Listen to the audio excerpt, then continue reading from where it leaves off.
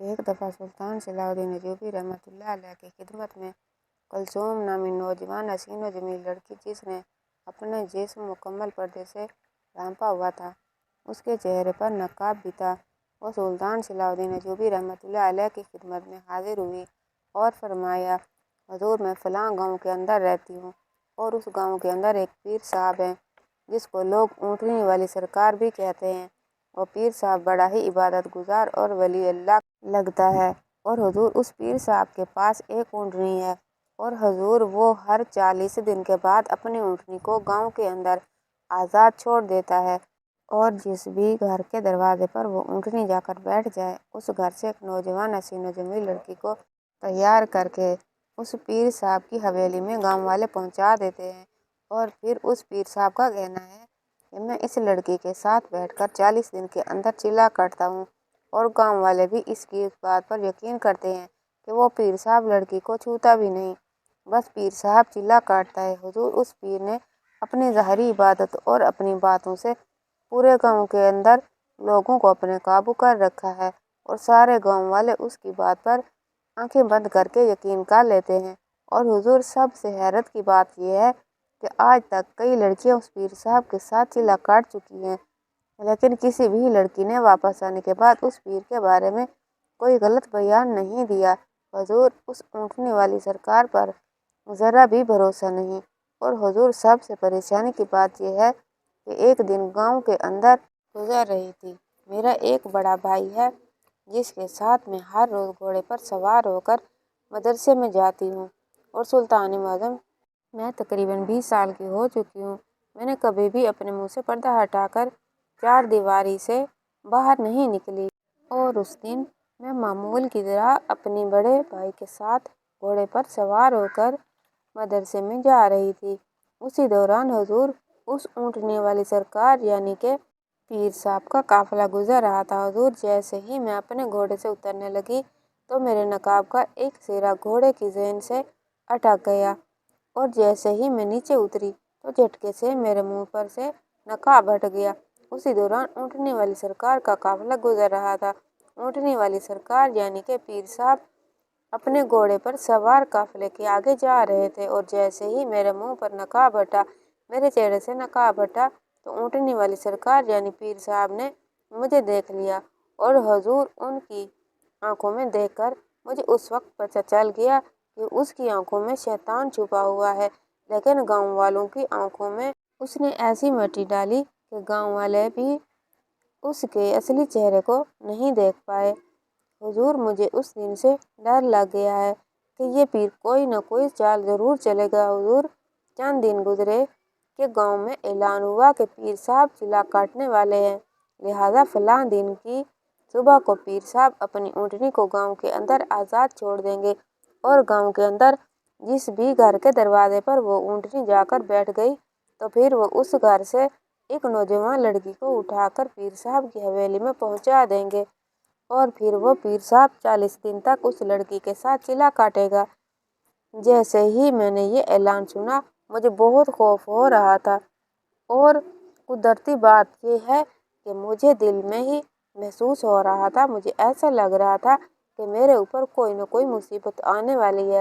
हुजूर जब वो मुकर्रर दिन आया तो सुबह ऐलान हो गया और पीर साहब ने अपनी ऊँटनी को आज़ाद छोड़ दिया। हुजूर लोगों की जहालत देखें कि हर गांव का आदमी यही दुआएं मांग रहा था कि उस पीर साहब की ऊँटनी हमारे घर के दरवाजे पर आकर बैठे ताकि हमारे घर की लड़की अपने पीर के साथ 40 दिन तक चिल्ला काटे और हमारे गांव के ऊपर अल्लाह की रहमत बरसे। लेकिन उसी दौरान मेरे और मेरे भाई के चेहरे पर बहुत खौफ था और हमारा खौफ यानी हमारा शक यकीन में बदल गया, क्योंकि ऊँटनी सारे गांव के घरों को छोड़कर हमारे दरवाजे पर बैठ गई। जब ऊँटनी हमारे घर के दरवाजे पर बैठी तो गांव वालों ने हमारे दरवाजे पर दस्तक दी। मेरा भाई बाहर गया तो गांव वालों ने कहा, जिस तरह ऊँटनी तुम्हारे दरवाजे पर आकर बैठी है तुम अपनी बहन को तैयार करो, तेरी बहन हमारे पीर साहब के साथ 40 दिन तक चिल्ला काटेगी। ये सुनकर भाई ने कहा, ये जहालत मैं यहाँ नहीं चलने दूंगा। एक नामहरम लड़की के साथ एक पीर साहब कैसे चिल्ला काट सकता है, ये कहाँ की जहालत है। मेरे भाई ने गांव वालों को समझाने की पूरी कोशिश की, लेकिन गांव वालों ने मेरे भाई की एक भी बात को नहीं सुना। तो मेरे भाई ने कहा, मैं ये काम करने के लिए कभी तैयार नहीं। मैं अपनी नौजवान हसीना जमील बहन, जिसने सारी जिंदगी पर्दे में गुजारी, आज मैं इसको एक नामहरम मर्द के साथ 40 दिन के लिए अकेला नहीं भेजूंगा। तो गांव वालों ने कहा, ये तुम क्या कह रहे हो? वो कोई नामहरम नहीं, वो तो हमारे पीर साहब हैं। पीर साहब का किरदार तो दूध से ज्यादा सफेद है, और अगर तुमने पीर साहब के पास अपनी बहन को भेजने से इनकार किया तो ये पीर साहब की ऊँटनी और पीर साहब की बहुत बड़ी तौहीन होगी। और अगर इस बात की खबर पीर साहब को लगी तो वो हमारे गांव को छोड़कर चला जाएगा और हमारे गांव से इतनी बड़ी रहमत का साया खत्म हो जाएगा। ये सुनकर मेरे भाई ने अस्तगफिरुल्लाह, ए गांव वालों, तुम जहालत से निकलो, ये तुम क्या कह रहे हो? लेकिन गांव वालों ने कहा, तुम्हें ये काम करना होगा, वरना तुम्हें इस गांव से खाली हाथ धक्के देकर निकाल देंगे। ना ही तुम्हें अपने साथ कोई घर का सामान ले जाने देंगे, ना ही घोड़ा, ना ही कुछ। जब तुम कई दिन तक भूखे प्यासे गांव के बाहर भटकते रहोगे तो खुद ब खुद गांव में वापस आकर पीर साहब की शर्त को मानने के अलावा तुम्हारे पास कोई चारा नहीं होगा। ये सुनकर मेरा भाई बड़ा परेशान हुआ और वो उसी परेशानी के साथ घर में बैठा हुआ था कि मैंने अपने भाई को कहा, तुम्हें परेशान होने की ज़रूरत नहीं, इसका कोई ना कोई हल ज़रूर निकल आएगा। ये सुनकर सुल्तान सलाउद्दीन अय्यूबी रहमतुल्लाह अलैह बड़े हैरान और परेशान हुए कि क्या कोई ऐसा पीर भी है जो एक नामहरम लड़की के साथ 40 दिन तक चिल्ला काटता है और 40 दिन के बाद वो लड़की भी उस पीर साहब के बारे में कोई गलत बात नहीं कहती, बल्कि वो भी यही कहती है कि वो पीर 40 दिन तक सिर्फ चिल्ला काटता है। और सबसे हैरानी की बात यह है कि गांव वाले भी इस गैर शरई काम में उस पीर साहब का साथ दे रहे हैं। इसके पीछे बहुत बड़ा राज लगता है। ये सुनकर सुल्तान सलाउद्दीन अय्यूबी रहमतुल्लाह अलैह बड़े परेशान हो गए और ये सोच रहे थे कि आखिर वो पीर कौन है और कहाँ से आया है। इस सब के बारे में पता लगाना पड़ेगा। तो इतने में सुल्तान सलाउद्दीन अय्यूबी रहमतुल्लाह अलैह ने अपने एक जासूस को अपने पास बुलाया और कहा, फलां गांव के अंदर एक पीर रहता है जो पूरे गांव में खास पीर कहलाता है। उस गांव का हर मर्द, हर औरत, खवातीन, बच्चे, हत्ता के उस गांव के जानवर भी उस पीर के मुरीद बन चुके हैं। तुम उस पीर के बारे में मुझे पता करके बताओ कि आखिर उस पीर के पास ऐसा कौन सा इल्म है, आखिर उस पीर के पास ऐसा कौन सा मुअजिज़ा है जिसकी वजह से लोग उसको अपना पीर मानते हैं। और दूसरी तरफ सुल्तान सलाउद्दीन अय्यूबी रहमतुल्लाह अलैह ने हकीकत का पता लगाने के लिए एक अजीब चाल चली। सुल्तान सलाउद्दीन अय्यूबी रहमतुल्लाह अलैह ने उस लड़की को कहा, जब गांव वाले लड़की को पीर साहब के पास भेजते हैं तो क्या वो लड़की पर्दे में होती है या बगैर पर्दे के? तो उसने कहा, हुजूर, लड़की पर्दे में होती है। ये सुनकर सुल्तान ने कहा, फिर तो कोई मसला नहीं। ये सुनकर उस लड़की ने कहा, हुजूर, यहाँ बात मेरी इज्जत पर बन गई है और आप कह रहे हैं कोई मसला नहीं। जो सुल्तान सलाउद्दीन अय्यूबी रहमतुल्लाह अलैह ने कहा, ए लड़की, तुम्हें परेशान होने की ज़रूरत नहीं, क्योंकि जिस राज से आज तक गांव वाले इतने सालों तक पर्दा उठा ना सके, आज मैं उस राज से पर्दा उठाऊंगा। लड़की ने कहा, हुजूर, आप क्या कहना चाहते हैं? सुल्तान सलाउद्दीन अय्यूबी रहमतुल्लाह अलैह ने कहा, मैं तेरी जगह एक औरत का लिबास पहनकर मुंह पर नकाब करके उस पीर की हवेली में जाऊंगा और मैं देखता हूँ कि वो पीर 40 दिन तक उस चिल्ले के अंदर क्या करता है और क्या होता है। सुल्तान सलाउद्दीन अय्यूबी रहमतुल्लाह अलैह ने इब्ने कुलसूम के भाई को सारी बात समझा दी और सुल्तान सलाउद्दीन अय्यूबी रहमतुल्लाह अलैह रात के अंधेरे में इब्ने कुलसूम के घर में पहुंच गए। सुबह हुई। सुल्तान सलाउद्दीन अय्यूबी रहमतुल्लाह अलैह को इब्ने कुलसूम के भाई ने गांव वालों के साथ मिलकर, जिस गांव वाले इब्ने कुलसूम की बहन समझ रहे थे, उस पीर की हवेली में ले गए। अब पीर ने अपने सिपाहियों को कहा, इस लड़की को फलां पहाड़ की चोटी पर एक गार है, उसके अंदर जाकर बिठा दो। आज शाम के वक्त ही मैं अपना चिल्ला शुरू कर दूंगा। ये सुनकर सुल्तान को बहुत गुस्सा आया कि जो पीर ये नहीं देख सका कि इस पर्दे के पीछे औरत है या कोई मर्द, वो चिल्ला क्या काटेगा। सिपाही ने सुल्तान सलाउद्दीन अय्यूबी रहमतुल्लाह अलैह को इस चिल्ले के अंदर बिठा दिया। सुल्तान सलाउद्दीन अय्यूबी रहमतुल्लाह अलैह इंतजार में थे कि कब वो पीर आएगा और देखते हैं कि आखिर वो पीर इस गार के अंदर क्या करता है। या इससे पहले وہ لڑکیوں کے ساتھ کیا کرتا رہا ہے۔ جیسے ہی شام کا وقت ہوا اور پیر قلعے کے اندر داخل ہوا تو تھوڑی دیر گزری تو سلطان صلاح الدین ایوبی رحمۃ اللہ علیہ نے دیکھ کر سلطان کے پیروں تلے سے زمین نکل گئی، کیونکہ اس پیر نے چلا کاٹنے کی بجائے سلطان صلاح الدین ایوبی رحمۃ اللہ علیہ کو۔ یہ واقعہ اصل میں کچھ اس طرح کا ہے کہ مصر کے اندر اسکندریہ شہر میں ایک گاؤں آباد تھا۔ اس گاؤں کے اندر ایک بچے نے جنم لیا۔ وہ بچہ ایک کسان کا بیٹا تھا۔ وقت گزرتا رہا اور وہ بچہ کسان کا پہلا بیٹا تھا اور اس لیے وہ اس کسان کا بہت بڑا لاڈلا تھا۔ اس کسان کا نام درشن بھائی تھا اور اس نے اپنے بیٹے کا نام شہزادہ غفور رکھا۔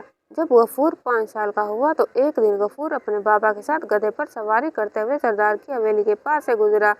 وہ سردار اس گاؤں کا سردار تھا اور جب درشن بھائی اپنے بیٹے کو لے کر سردار کی حویلی کے پاس سے گزرا تو سردار کا بیٹا جو کہ تقریباً 8 سے 10 سال کا تھا وہ حویلی کے باہر کھیل رہا تھا اور اس کے ارد گرد سارے گاؤں کے لوگ جمع تھے اور اس کے کھیل کو بڑے ہی شوق سے دیکھ رہے تھے اور ہر بات پر سردار کے بیٹے کو داد دے رہے تھے اور تالیاں بجا رہے تھے۔ جب یہ سارا منظر شہزادہ غفور نے دیکھا تو اس نے اپنے بابا سے کہا، بابا جان، میں بھی تو یہی کھیل کھیلتا ہوں، لیکن جب میں کھیلتا ہوں تو کوئی بھی اس طرح تالیاں نہیں بجاتا، کوئی بھی دیہاتی میرے کھیل کو دیکھنا بھی نہیں چاہتا۔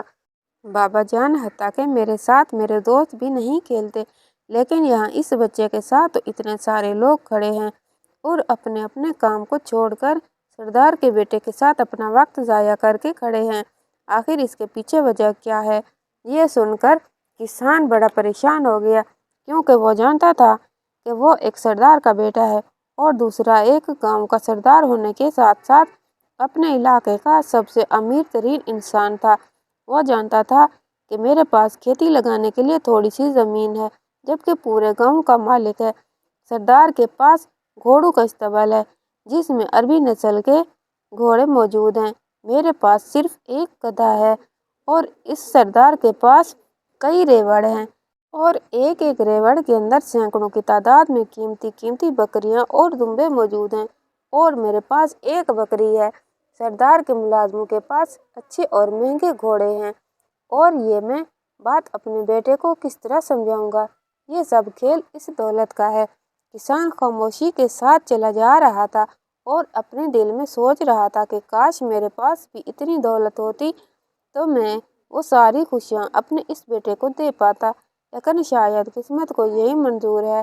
اسی دوران غفورہ نے اپنے بابا سے کہا، بابا جان، آخر میں ایسا کیا کروں کہ جس طرح سردار کے بیٹے کے ساتھ سارے گاؤں کے لوگ حتیٰ کہ بوڑھے بزرگ بھی اس کے کھیل کو دیکھ رہے تھے اور اس طرح میرے کھیل کو بھی دیکھیں تو؟ نہ چاہتے ہوئے بھی کسان نے اپنے بیٹے کو کہا، تم جانتے ہو وہ ایک سردار کا بیٹا ہے اور وہ سردار بہت رئیس انسان ہے، اس کے پاس بہت دولت ہے، اس لیے لوگ اس کی عزت کرتے ہیں، اور تم ایک کسان کے بیٹے ہو جس کے پاس کوئی اچھی سواری نہیں، بتاؤ لوگ آپ کی عزت کیسے کریں؟ تو یہ سن کر اس 5 سالہ بچے نے کہا، بابا جان، پھر میں بڑا ہو کر بہت دولت کماؤں گا کہ لوگ میری بھی اس طرح عزت کریں۔ یہ دیکھ کر کسان بڑا پریشان ہوا کہ میرا بیٹا بھی باقی لوگوں سے ہٹ کر ہے۔ اب وقت گزرتا رہا اور کسان کا بیٹا اپنے بابا سے اسی طرح کے سوال کرتا اور کسان بھی اس کے سوالوں کو سن کر بڑا حیران اور پریشان ہوتا اور سوچتا کہ کہیں اگر میرا بیٹا اپنے خوابوں کو پورا نہ کر سکا تو کہیں یہ راستے سے بھٹک نہ جائے۔ کسان نے اپنی زندگی میں پوری کوشش کی، دن رات محنت کرتا رہا، لیکن وہ اپنے بیٹے اور بیوی کو 2 وقت کی اچھی روٹی کے علاوہ کچھ نہ دے سکا۔ جب کسان کا بیٹا 22 سال کی عمر کو پہنچا تو کسان نے بھی اس دنیا کو ہمیشہ ہمیشہ کے لیے خیر باد کہہ دیا، قبر میں جا کر ہمیشہ ہمیشہ کے لیے سو گیا۔ لیکن ابھی تک کسان کے بیٹے غفور کے اندر وہی خواہش تھی کہ میں بہت ساری دولت کماؤں گا اور لوگ میری عزت کریں۔ جب کسان زندہ تھا تو اپنے بیٹے کو کہتا، بیٹا، قسمت میں سب کچھ نہیں لکھا ہوتا، تم کوشش ضرور کرنا، لیکن اگر کوشش کرنے کے بعد بھی تمہیں وہ چیزیں نہ مل سکیں جس کو تم پانے کی خواہش کرتے ہو تو تم نے کبھی غلط راستہ اختیار نہیں کرنا۔ لیکن شاید کسان نے اپنی زندگی میں کوئی ایسا برا کام کیا تھا جس کا پھل اب اس کا بیٹا پانے والا تھا۔ اپنے باپ کے مرتے ہی کسان کا بیٹا ایک گاؤں کے بوڑھے بزرگ کے پاس گیا اور اس سے کہا، بابا جان، اب میں اس دنیا میں میرا اور کوئی نہیں، آپ مجھے مشورہ دیں کہ آخر میں ایسا کیا کام کروں کہ لوگ میری عزت کریں، جس طرح اس سردار کے بیٹے کی کرتے ہیں۔ جب سردار کا بیٹا گاؤں کی گلیوں سے گزرتا ہے، گاؤں کا ہر فرد سردار کے بیٹے کو خوش آمدید کہنے کے لیے اپنے دروازوں پر موجود ہوتے ہیں۔ لیکن جب میں گاؤں کے اندر گزرتا ہوں تو میرے اپنے قریبی رشتہ دار بھی مجھ سے بات کرنا گوارا نہیں کرتے۔ تو اس بوڑھے بزرگ نے کہا، بیٹا، یہ سب کچھ قسمت کا کھیل ہے اور وہ ایک سردار کا بیٹا ہے، تم کسان کے بیٹے ہو، لہٰذا جو تیرے نصیب میں لکھا ہے اس کو قبول کرو۔ لیکن پھر بھی اس غفور نے کسی کی بات نہیں مانی اور اپنے ایک دوست کے پاس گیا اور کہا کہ مجھے آخر ایسا کیا کرنا چاہیے جس سے میں چند دنوں کے اندر اندر امیر ہو جاؤں۔ اس کا دوست بڑا ہی لالچی اور عیاش قسم کا تھا۔ اس نے اپنے دوست کو مشورہ دیا کہ تم اپنے بابا کی زمین، اپنا گھر، اپنی ماں کے بچے ہوئے زیورات اور سب بیچ کر میرے ساتھ بازار میں تجارت کرو۔ تم چند سالوں کے اندر اندر بہت بڑے تاجر بن جاؤ گے، پھر تیرے پاس بھی بہت ساری دولت ہوگی، پھر تم مہنگے گھوڑوں پر سواری کرو گے اور لوگ تیری عزت کریں گے۔ یہ سن کر غفور جذباتی ہو گیا اور اس نے کچھ نہ سوچے سمجھے بغیر سارا کچھ بیچ دیا۔ جب اس کی ماں نے دیکھا کہ میرا بیٹا یہ قدم اٹھا رہا ہے تو اس کو بڑا روکتی رہی، تو جب اس کی ماں نے اسے زیادہ روکا تو غفور نے اپنی ماں کو اپنے گھر سے دھکے دے کر نکال دیا۔ اور جب اس بات کی خبر سردار کو لگی تو سردار اس بوڑھی ماں کو اپنے گھر لے آیا اور سردار کا بیٹا غفور کی ماں کی خدمت کرنے لگا۔ اور غفور نے اپنا سب کچھ بیچا اور سارا سونا جمع کر کے اپنے دوست کے ساتھ تجارت کرنے لگا۔ لیکن غفور کے پاس تجارت کرنے کا ذرا بھی تجربہ نہیں تھا اور چند دنوں کے اندر اندر غفور نے ساری دولت گنوا دی۔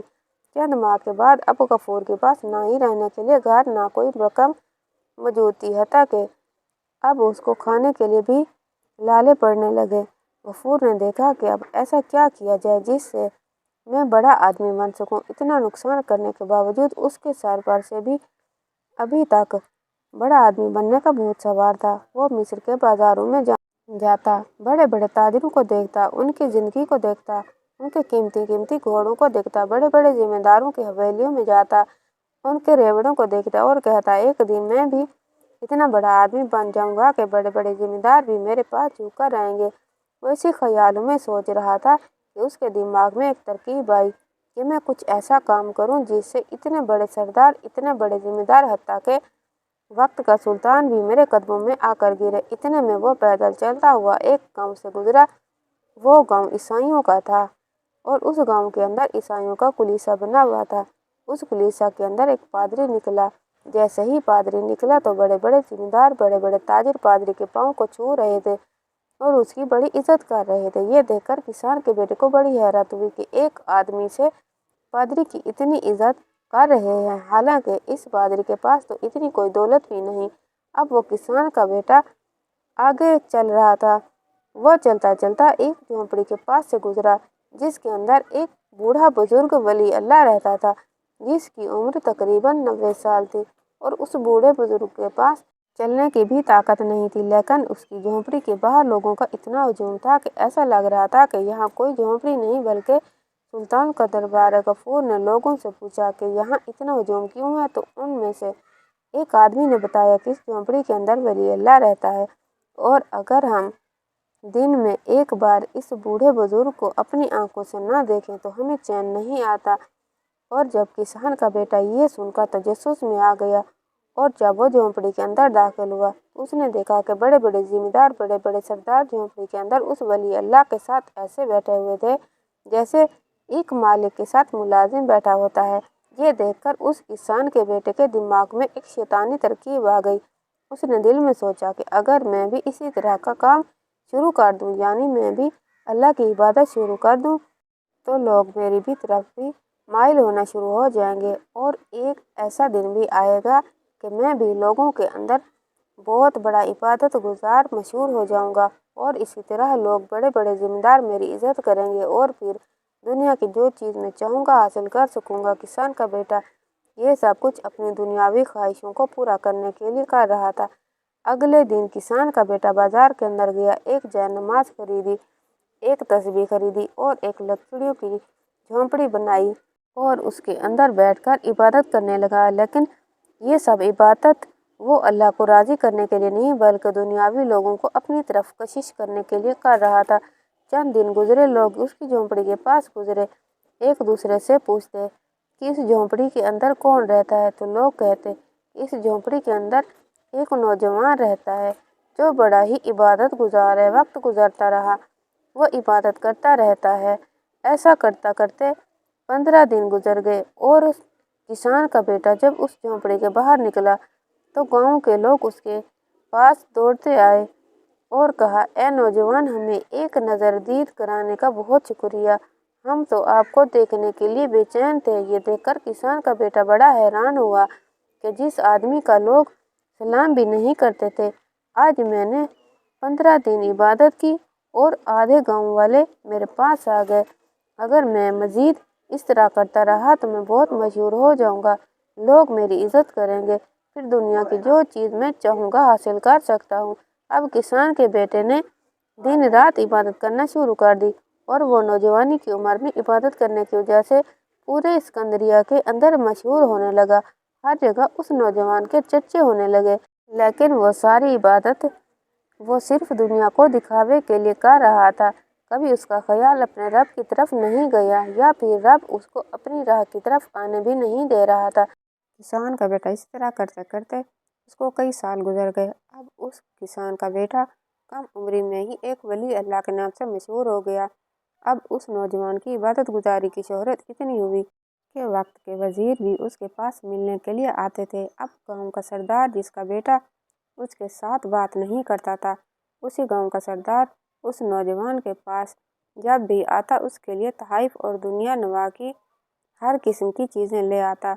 अब उस नौजवान के पास कोई दौलत की कमी नहीं थी और ये सब कुछ वो दिखावे की इबादत करने की वजह से हासिल कर चुका था। ये देखकर वो बड़ा हैरान हुआ कि जो चीज़ मैं सब कुछ गवा कर भी हासिल ना कर सका, मैंने चंद साल दिखावे की इबादत की और दुनिया की हर चीज़ हासिल कर ली। और अगर मैं इसी तरह करता रहा तो फिर मैं जो चीज़ चाहूँगा हासिल कर लूँगा। वक्त गुजरता रहा और अब उस नौजवान की उम्र 30 साल हो गई थी। इसके चेहरे पर बड़ी बड़ी दाढ़ी, सर पर जुल्फें और मलंगों जैसा लिबास।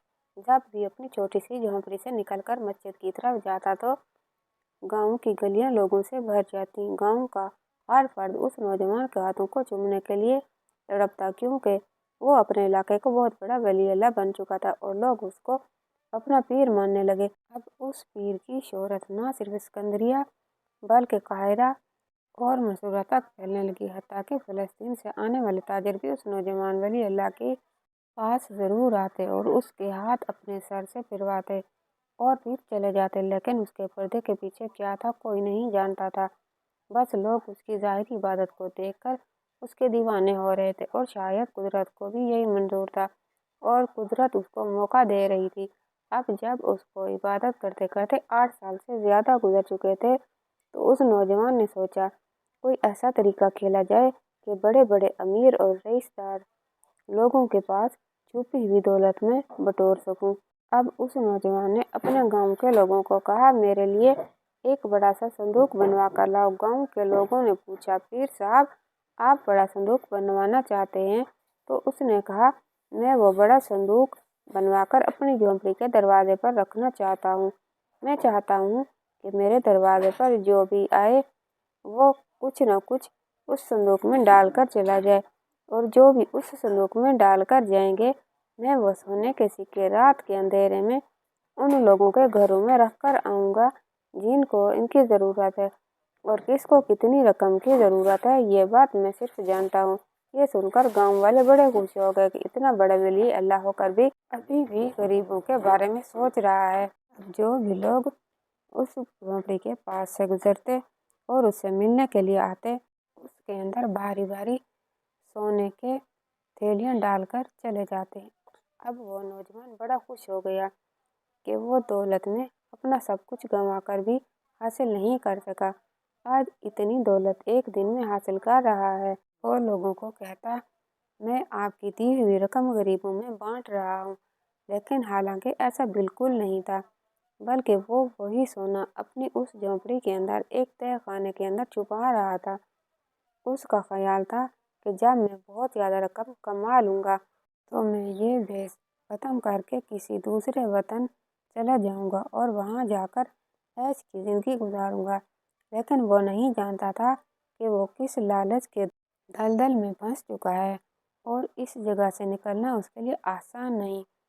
बहरहाल वक्त गुजरता रहा और वो इस लालच के दलदल में धंसता जा रहा था। चंद साल गुजरे। अब उसने इतनी दौलत कमा ली कि अब उसके पास रखने के लिए जगह नहीं थी और वो अपनी उस इबादत में इतना मशहूर हुआ। उसकी नौजवानी की इबादत ने उसको इतना मशहूर कर दिया कि उसके पास वजीर मिलने के लिए आता वो उसको इतनी दौलत देकर चला जाता जितना वो संभाल भी नहीं सकता।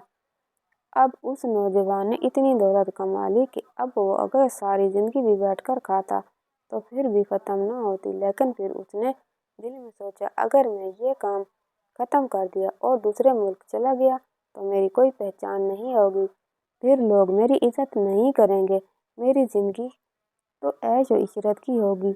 लेकिन लोग जिस तरह मेरे एक हुक्म पर अपनी जान देने के लिए तैयार हो जाते हैं, इस तरह मेरी कोई भी बात नहीं सुनेगा, लिहाजा ये काम जारी रखना चाहिए। इससे मुझे इज्जत मिल रही है और दौलत भी मिल रही है। अब वो नौजवान इबादत में इतना मशहूर हो गया कि गांव के जो लोग भी अपनी बेटी या बेटे की शादी करते तो पहले उस अपने पीर के पास ले आते और वो पीर उनके सर पर हाथ रखता और उनके लिए दुआ करता ताकि वो अपनी ज़िंदगी खुशी खुशी गुजारें। और इसी तरह इनकी कुछ दुआएं कबूल होती। एक दफ़ा उसके पास एक ऐसी लड़की को लाया गया जिसका बूढ़ा बाप मिट्टी के बर्तन बनाकर बेचता था। लेकिन जब उस नौजवान जो के गांव वाले के लिए बहुत बड़ा पीर था, उसके पास कुम्हारी की बेटी को लाया गया तो देखकर वो पागल हो गया। वो लड़की खूबसूरत नहीं बल्कि बला की खूबसूरत थी। वो ये देखकर बड़ा हैरान हो गया कि कोई लड़की इतनी भी खूबसूरत हो सकती है। और जब उसके हाथ पर हाथ रखा तो ऐसा लगा किसी शहजादी से कम नहीं।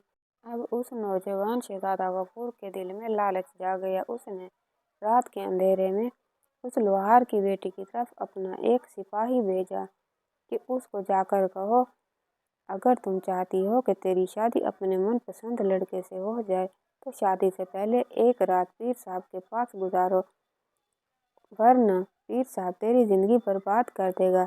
जब ये पैगाम उस लड़की को मिला तो वो बड़ी परेशान हो गई कि जिस पीर साहब के बारे में लोग इतना यकीन करते हैं, जिसके बारे में लोग सुनकर अपनी जान देने के लिए तैयार हो जाते हैं, उसका किरदार इतना गलीज़ है।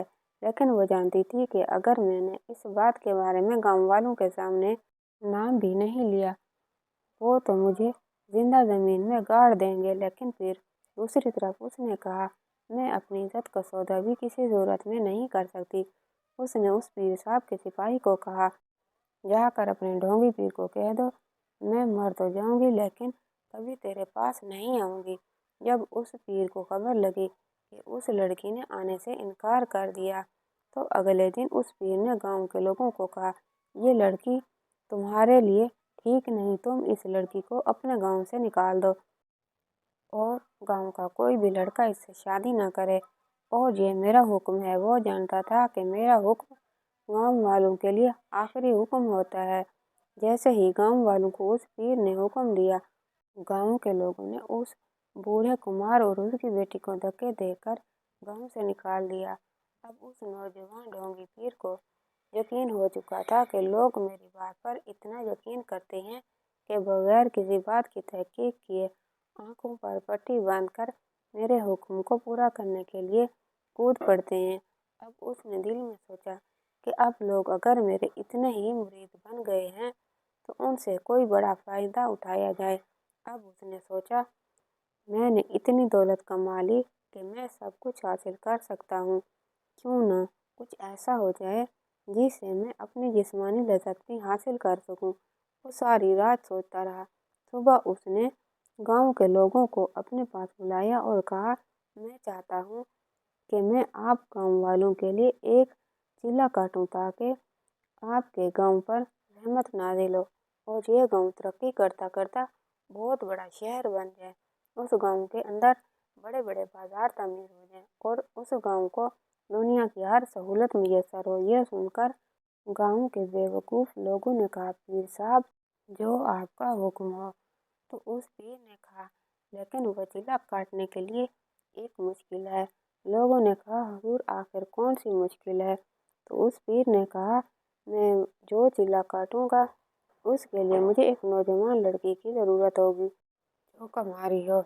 40 दिन तक मेरे साथ बैठकर चिल्ला काटेगी और वो चिल्ला इस किस्म का है कि उसमें नौजवान कमारी लड़की की ज़रूरत पड़ेगी। यह सुनकर गांव के बेवकूफ़ लोग उस ढोंगी बाबा पर यकीन कर गए और कहा, पीर साहब, आप बताइए कि गांव की कौन सी लड़की आपके साथ चिल्ला काटने के लिए आए। तो चूंकि वो ढोंगी पीर सोच चुका था कि ये काम मैंने सारी जिंदगी जारी रखना है और इसी तरह मैंने गांव के लोगों की इज्जत के साथ खेलना है, क्योंकि यही गांव के लोग 4 साल पहले मेरी बात भी नहीं सुनते थे। इनको मैंने पूरी तरह बर्बाद करना है। उसने गांव के लोगों को कहा, कल सुबह मैं अपनी ऊँटनी को आज़ाद कर दूंगा और वो ऊँटनी जिस भी घर के दरवाजे पर जाकर बैठेगी उस घर के अंदर एक नौजवान लड़की को मेरे पास हाजिर कर देना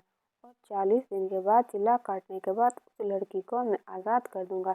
ये सुनकर गांव वाले खुश हो गए। अगली सुबह उस पीर ने अपनी ऊँटनी की रस्सी खोल दी। अब ऊँटनी भी चलती चलती एक दरवाजे पर जाकर बैठ गई। गांव वाले नहीं जानते थे कि वो ऊँटनी भी उसकी हाथ की सिखाई हुई है। वो तो एक जानवर है और जो बात वो नौजवान ढोंगी पीर उसको सिखाता है वो ऊँटनी भी यही करती है।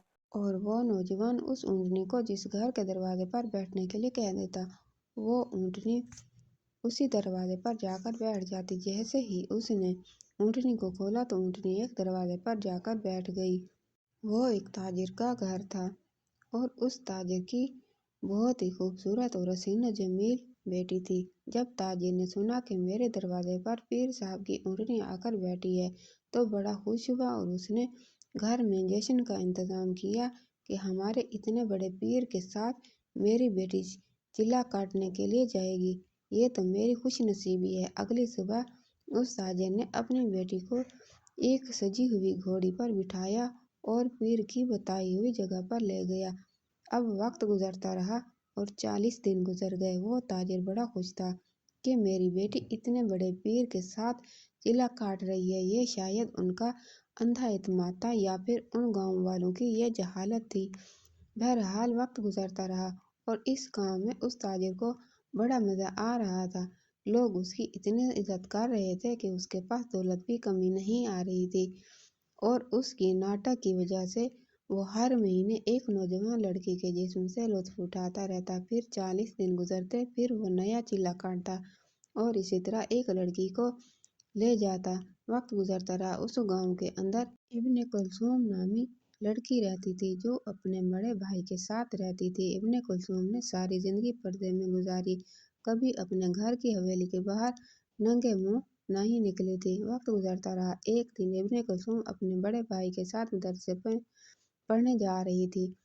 जब मदरसे के दरवाजे पर पहुंची तो इब्ने कुलसूम अपने घोड़े से उतरने लगी तो उसके चेहरे से पर्दा हट गया, क्योंकि उसके नकाब का एक सिरा घोड़े की जीन के साथ अटक गया था। इस दौरान उस ऊँटने वाली सरकार का काफिला गुजर रहा था और उसने इब्ने कुलसूम को देख लिया। बस देखने की देर थी, इब्ने कुलसूम पर वो पीर फिदा हो गया, क्योंकि वो भी बहुत ही खूबसूरत और हसीन जमील नौजवान कुमारी लड़की थी। उसके हुस्न ने उसको पागल कर दिया। अब उस पीर ने ऐलान कर दिया कि मैं एक चिल्ला काटने वाला हूँ, लिहाजा फलां दिन ऊँटनी आज़ाद कर दी जाएगी और जिस दरवाजे पर मेरी ऊँटनी बैठेगी उस घर से एक नौजवान लड़की को लाया जाएगा। जब इस बात की खबर इब्ने कुलसूम को लगी तो बड़ी ही खौफजदा हुई, क्योंकि उसको आने वाली मुसीबत का पता चल गया था। चंद दिन गुजरे। जब उस पीर ने अपनी ऊँटनी को छोड़ा تو وہ اونٹنی سارے گاؤں سے ہوتی ہوئی اس دروازے پر جا بیٹھی جس گھر کے اندر ابن کلثوم رہتی تھی۔ جب ابن کلثوم کے بھائی کو پتہ چلا تو اس نے اپنی بہن کو آ کر بتایا، اور جب اس بات کی خبر ان دونوں کو لگی کہ اب وہ پیر ابن کلثوم کے ساتھ چلا کاٹنے والا ہے تو ان دونوں نے انکار کر دیا۔ تو گاؤں والوں نے کہا، اگر تم نے انکار کیا تو ہم تمہیں گاؤں سے دھکے دے کر نکال دیں گے۔ یہ سن کر وہ بڑا پریشان ہو گیا۔ اب ابن کلثوم نے اپنے بھائی کو کہا، یا تو ہمیں گاؤں والوں کی بات ماننی ہوگی یا پھر ہمیں اپنے گاؤں سے نکلنا ہوگا۔ تو اس کے بڑے بھائی نے کہا، اگر ہم آج اس گاؤں کو چھوڑ کر چلے جاتے ہیں تو وہ اس پیر کی جیت ہو جائے گی اور ہماری ہار ہو جائے گی، لہٰذا ہم کبھی بھی اس گاؤں کو چھوڑ کر نہیں جائیں گے۔ ہم اس کا کوئی نہ کوئی حل ضرور نکالیں گے۔ وقت گزرتا رہا۔ جب مقررہ دن آیا تو ابن کلثوم نے اپنے بڑے بھائی کو ساتھ لیا اور سلطان صلاح الدین ایوبی کے پاس پہنچی، کیونکہ ابن کلثوم جانتی تھی کہ اس ظالم اور غدار پیر کو صرف سلطان صلاح الدین ایوبی ہی روک سکتا ہے۔ ابن کلثوم یہ بات اچھی طرح جانتی تھی کہ ایک مذہبی انسان کے خلاف کھڑا ہونا بہت مشکل ہوتا ہے، کیونکہ آپ کے اپنے قریبی بھی آپ کے مخالف ہو جاتے ہیں۔ بہرحال سلطان صلاح الدین ایوبی رحمۃ اللہ علیہ کی عدالت میں موجود تھے کہ ابن کلثوم سلطان صلاح الدین ایوبی رحمۃ اللہ علیہ کی عدالت میں حاضر ہوئی۔ سلطان صلاح الدین ایوبی رحمۃ اللہ علیہ کے سامنے کہنے لگی، حضور میں فلاں گاؤں کے اندر رہتی ہوں۔ اس گاؤں کے اندر ایک پیر صاحب جس کا نام شہزادہ غفور ہے وہ رہتا ہے۔ حضور اس گاؤں کے پیر کا رواج ہے کہ وہ پیر ہر 40 دن کے بعد ایک چلہ کاٹتا ہے، اور اس چلے کے اندر چلہ کاٹنے سے پہلے وہ گاؤں کے اندر ایک اونٹنی کو چھوڑ دیتا ہے، اور اونٹنی جس دروازے پر جا کر بیٹھتی ہے اس گھر سے ایک نوجوان کماری لڑکی کو تیار کر کے اونٹنی والی سرکار کے غار میں بٹھا دیا جاتا ہے، اور وہ اونٹنی والی سرکار 40 دن تک اس کے ساتھ چلہ کاٹتی ہے اور 40 دن کے بعد اس لڑکی کو آزاد کر دیتا ہے۔ حضور اب آپ بتائیں کہ یہ ایک نامحرم مرد ایک اندھیرے سے غار میں 40 دن کے اندر کیسے ایک نوجوان کماری لڑکی کے ساتھ چلہ کاٹ سکتا ہے؟ یہ سن کر سلطان صلاح الدین ایوبی رحمۃ اللہ علیہ کو بہت غصہ آیا اور کہنے لگے، کیا ایسا کوئی انسان ہو سکتا ہے کہ جو اپنے مذہب کی آڑ لے کر لوگوں کو اس طرح بیوقوف بنائے؟ غصے سے سلطان صلاح الدین ایوبی رحمۃ اللہ علیہ کا چہرہ لال ہو رہا تھا۔ سلطان صلاح الدین ایوبی رحمۃ اللہ علیہ نے علی بن سفیان کو حکم دیا، میرا گھوڑا تیار کرو، میں ابھی اور اسی وقت جا کر اس جعلی پیر کا جا کر گلا کاٹ دیتا ہوں۔ تو یہ سن کر ابن کلثوم نے کہا، حضور یہ کرنا بہت آسان ہے لیکن صحیح نہیں ہے۔ حضور اس پیر نے پچھلے کئی سالوں سے لوگوں کے دلوں میں اپنے لیے بہت عزت اور احترام پیدا کر دیا ہے، لوگ اس کو اپنا مرشد مانتے ہیں، اور اگر آپ نے اس کے ساتھ ایسا کیا تو لوگ آپ کو باغی سمجھیں گے اور آپ کی سلطنت میں شر پھیل جائے گا۔ حضور اگر آپ اس ڈھونگی پیر کا اصل چہرہ ان گاؤں والوں کو دکھا دیں تو پھر اس پیر کا خاتمہ آسان ہوگا۔ ابن کلثوم کی یہ ترکیب سلطان صلاح الدین ایوبی رحمۃ اللہ علیہ کو پسند آ گئی۔ سلطان صلاح الدین ایوبی رحمۃ اللہ علیہ نے ابن کلثوم کو کہا، پھر تم اس پیر کے ساتھ چلہ کاٹنے کے لیے تیار ہو جاؤ۔ یہ سن کر ابن کلثوم نے کہا، حضور میں آپ کی بات سمجھی نہیں۔ تو سلطان صلاح الدین ایوبی رحمۃ اللہ علیہ نے کہا، جب تم اس ڈھونگی پیر کے ساتھ چلہ کاٹنے کے لیے جاؤ گی تو میں اس گاؤں کے چند سمجھدار آدمیوں کو اس غار کے پاس لے کر آؤں گا، اور جب پہلی رات جب وہ چلے کا آغاز کرے گا تو اس وقت پتہ چل جائے گا کیا وہ حقیقتاً میں کوئی چلہ کاٹتا ہے یا پھر وہ لڑکیوں کے جسم کے ساتھ کھیلنے کے لیے ناٹک کر رہا ہے۔ لیکن تمہیں ہمت نہیں ہارنی، تمہیں یہ علم ہونا چاہیے کہ اس وقت میں وہاں ہوں گا، اور اگر اس نے تیرے ساتھ کچھ غلط کرنے کا سوچا بھی تو میں اس کی گردن اتار دوں گا۔ ابن کلثوم نے کہا، ٹھیک ہے۔ سلطان صلاح الدین ایوبی رحمۃ اللہ علیہ نے علی بن سفیان کو بھیجا اور کہا، اس گاؤں کے اندر 2-3 سمجھدار بوڑھے آدمی بلا کر لاؤ جن کی بات پر پورے گاؤں والے یقین کرتے ہوں۔ علی بن سفیان اس گاؤں کے اندر پہنچ گیا اور علی بن سفیان کی دور اندیش آنکھوں نے دیکھ لیا کہ اس گاؤں کے اندر कौन से 2-3 बूढ़े बुजुर्ग समझदार हैं। अली बिन सुफियान उनको लेकर सुल्तान सलाहुद्दीन अय्यूबी रहमतुल्लाह अलैह के पास पहुंचा और सुल्तान सलाहुद्दीन अय्यूबी रहमतुल्लाह अलैह ने उनको सारा मंसूबा तफसील से बता दिया। इब्न कुलसूम उसका भाई उसको लेकर अपने घर चला गया। अगली शाम का वक्त हुआ तो इब्न कुलसूम को उस गार के अंदर बिठा दिया गया। उस शाम को उस पीर निचले का आगाज करना था। गाँव वाले नहीं जानते थे कि इस बार उस गार के गिर्द सुल्तान सलाहुद्दीन अय्यूबी रहमतुल्लाह अलैह और उसके सिपाही छुपे हुए हैं। जैसे ही शाम का वक्त हुआ, गार के आगे लगा हुआ लकड़ियों का दरवाजा बंद हो गया, लेकिन सुल्तान सलाहुद्दीन अय्यूबी उसके अंदर पहले ही छुपे हुए थे। जैसे ही अंधेरा हुआ, सुल्तान सलाहुद्दीन अय्यूबी रहमतुल्लाह अलैह ने देखा कि वह ढोंगी पीर उस गार के अंदर दाखिल हुआ और गार के अंदर दाखिल होते ही उसने अपने सर रखी हुई पगड़ी ऐसे फेंकी जैसे वो उसके सर पर बोझ हो। अपने लिबास को उसने जो लोगों को दिखाने के लिए पहना था वो भी फेंक दिया और अपना आधा लिबास उतार कर उस लड़की के पास आया। इब्न कुलसूम बहुत डर गई थी कि कहीं मेरे साथ कुछ गलत न हो जाए, क्योंकि वो उस पीर के इरादों को जान चुकी थी। इब्न कुलसूम डरी हुई नकाब के अंदर मौजूद थी। उस पीर ने उसका नकाब उतारा और नकाब उतारने के बाद इब्न कुलसूम को कहने लगा, तुम्हें डरने की जरूरत नहीं। 40 दिन तक तुम इस गार के अंदर मेरे साथ रहोगी और हर रात में तेरे साथ अपनी सुहाग रात समझकर मनाऊंगा। ये तुम समझी कि इस गार के अंदर कोई चीला काटता हूँ? बिल्कुल ऐसा नहीं, बल्कि 40 दिन तक मैं तुम्हें वही खुशी दूंगा जो कि एक ताकतवर मर्द तुम्हें दे सकता है। ये सुनकर इब्न कुलसूम बहुत डर गई और ये सारा मंजर सुल्तान सलाहुद्दीन अय्यूबी रहमतुल्लाह अलैह और गांव के वो 2-3 बूढ़े बुजुर्ग देख रहे थे। उस बूढ़े बुजुर्गों को बहुत गुस्सा आ रहा था। जिस पीर पर हम इतना भरोसा करते थे वो इतना बड़ा धोखेबाज निकला और इतना गद्दार निकला। इतने में सुल्तान सलाहुद्दीन अय्यूबी रहमतुल्लाह अलैह ने देखा वो जाली पीर अब इब्न कुलसूम के जिस्म पर हाथ लगाने वाला है। इतने में सुल्तान सलाहुद्दीन अय्यूबी रहमतुल्लाह अलैह उस गार के अंदर दाखिल हुआ, लकड़ी का दरवाजा तोड़ा और उसके हाथ काट दिए।